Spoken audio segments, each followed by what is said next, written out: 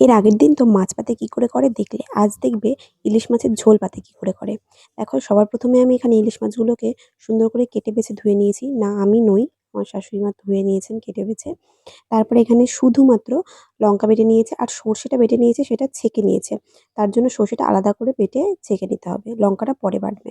তারপরে এখানে নুন হলুদ দিয়ে মাছটাকে খুব সুন্দর করে মাখানোর পর এর মধ্যে সর্ষের তেল, কাঁচা লঙ্কা বাটা দিয়ে খুব ভালোভাবে মাখিয়ে নেবে। এর আগের দিন যে মাছ পাতে আর আজকের এই ঝোল পাতেটার মধ্যে কি পার্থক্য, তোমরা আমাকে দেখে জানিও তো। দেখি কে কে খুব গুরুত্ব সহকারে এটা দেখো। আচ্ছা, এরপরে দেখো সবজি আমি এখানে আলু আর বেগুন নিয়েছি, মানে মা নিয়েছে। তারপরে এটাকে খুব ভালোভাবে নুন আর হলুদ দিয়ে মাখিয়ে নিয়েছে। তারপরে যে মাঝখানের জায়গাটা, সেখানটায় প্লেস করে দিয়েছে। যাই হোক, এইবার দেখো, যে সর্ষে বাটাটা ছিল সেটা ছেঁকে নেওয়া হয়েছে। তার মধ্যে হলুদটা দিয়ে দিলাম, আমরা নুন অ্যাড করিনি, যেহেতু ঝোল পাতে পরে চেক করে দেওয়া যাবে।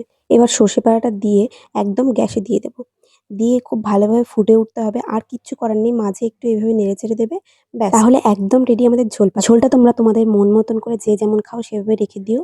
একদম রেডি হয়ে গেছে এটা, আর কিচ্ছু আর এর আগের দিনের মাছ পাতের সঙ্গে আজকে ঝোল পাতের কি পার্থক্য আছে সেটা কিন্তু কমেন্ট বক্সে অবশ্যই জানাতে হবে। চলো, আজকের জন্য বাই বাই।